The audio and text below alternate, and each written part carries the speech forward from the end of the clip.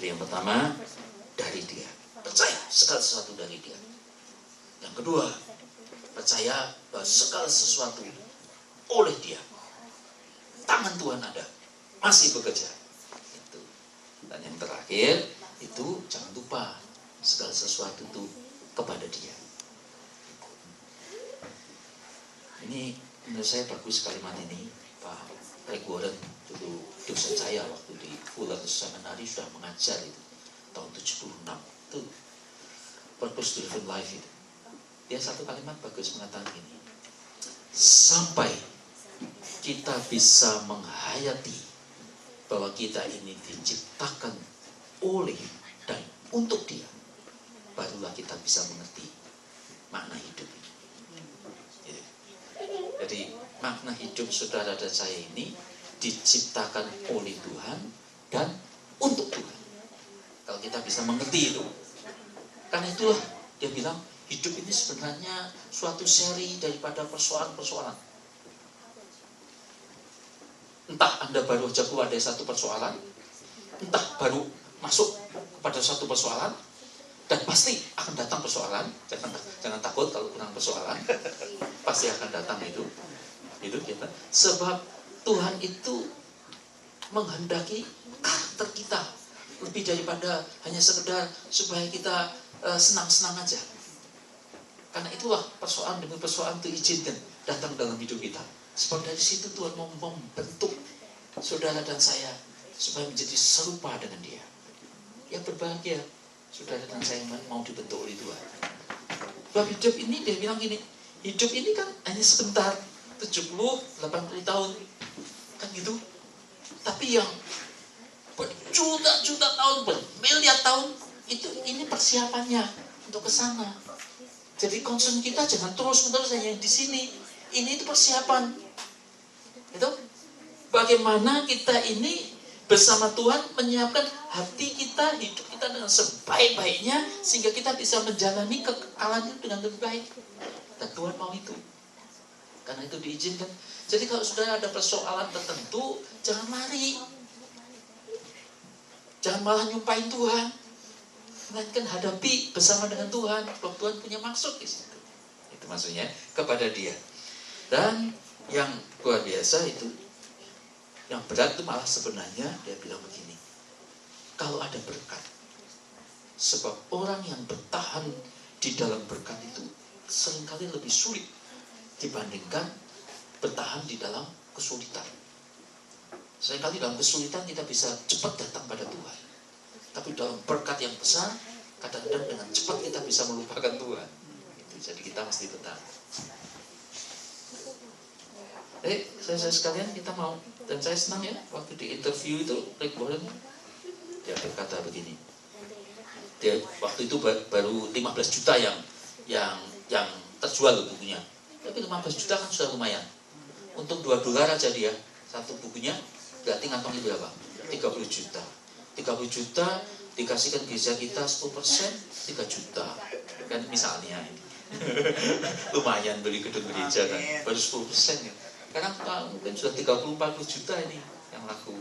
Tapi dia berkata, saya tidak akan mengubah lifestyle saya. Saya tidak akan beli langsung, tidak akan beli sesuatu yang besar. Ya, tetap rumahnya tetap, mobilnya tetap. Itu. Yang kedua, dia tidak lagi ambil gaji dari gereja. Yang ketiga, dia malah semua gajinya 24 tahun pelayanan dijumlah kembalikan. Dan yang buat saya luar biasa, dia mendirikan satu yayasan namanya Peace, yayasan damai ya. Dia bilang Peace itu P-nya planting churches, merintis gereja, Peace. I-nya equip leaders, melengkapi para pemimpin. Jadi diberikan semacam pengkaderan untuk supaya pemimpin dilengkapi. Itu.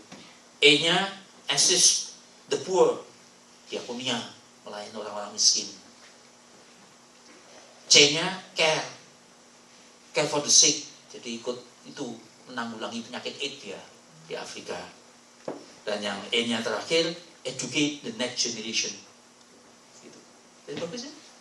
Di tengah-tengah kelimpahan, saudara kalau belajar begitu Tuhan itu memberkati, cepat-cepat itu, 10 untuk pekerjaan Tuhan, dan apa yang Tuhan berkatkan itu sebagian dikembalikan untuk kemuliaan Tuhan. Dan hidup kita akan berbuah dengan lebat. Untuk happy moment, praise God. Saat bahagia, puji Tuhan. Difficult moment, seek God. Dia bilang gitu. Cari Tuhan kalau waktu sulit. Quiet moment, sepi, worship God. Jadi kalau sedang kesepian, jangan mau dirundung kesepian, mulai menyembah Tuhan. Gitu. Saya sudah pesan pemimpin pujian, gitu. Panjang saya ingat saya sudah ngomong juga pada Bu Kris, ya, jangan lupa kalau boleh gini ya, pemimpin pujian ini punya target. Targetnya saya kan nggak bisa nyanyi, nggak bisa musik kan, gitu. Saya dimarahi pemusik sih.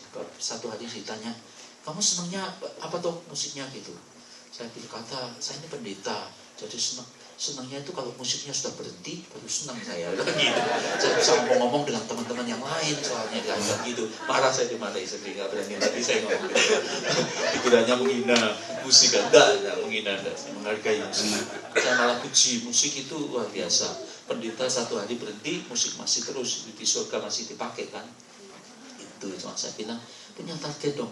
Ini Juanda, teman-teman Bu Kris yang pujian. Ini simple aja.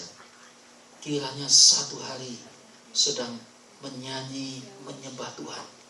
Hadirat Tuhan begitu datang kuat sampai semua orang jatuh ke tanah, tidak kuat lagi. Sebab perjanjian lama kan ada gitu. Hadirat Tuhan datang, gitu aja.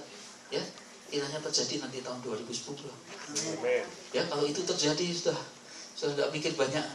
Roh Tuhan hadir itu semua menanggulangi akan semua persoalan-persoalan yang ada. Dan gitu-gitu.